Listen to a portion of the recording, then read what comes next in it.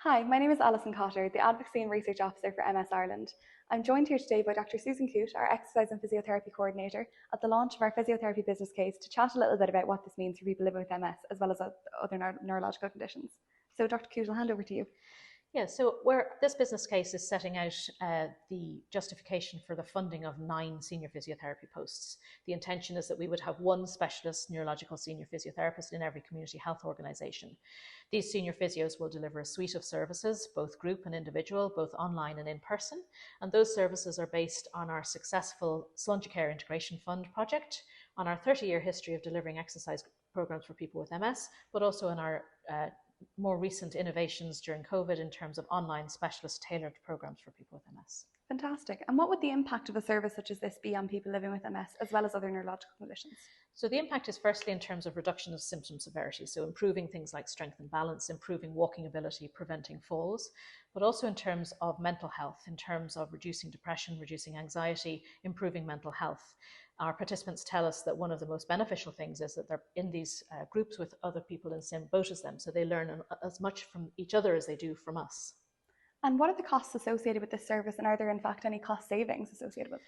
Yeah, so one of the cost savings is through the reduction in the number of people who fall and the number of falls they have. So if we can prevent people falling, we can prevent the associated injuries, fractures, and increased care needs associated with that. People with neurological conditions fall at the same rate as people who are over 85. So if we can reduce those falls, we can obviously have big cost savings. The other cost savings are in terms of reducing the cost of disability progression. So that we know that if we can prevent disability progression, we can save up to €19 million per annum. That's derived from the cost of MS in Ireland study. So if we can keep people active, maintain the gains that they have from rehabilitation, keep them living well at home, we can prevent further disability, and then we can prevent A&E admissions, we can prevent increased care needs in a similar fashion. And this is just for a cost of 880,000 per annum or 94,000 per CHO. So the cost savings really are there.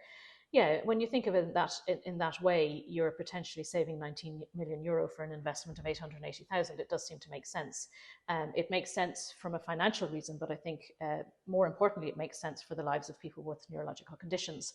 They're able to live the lives of their choosing. They're able to have reduced care needs, be more independent, and also ultimately feel well and do the things that they want to do. Absolutely, and that's the important thing.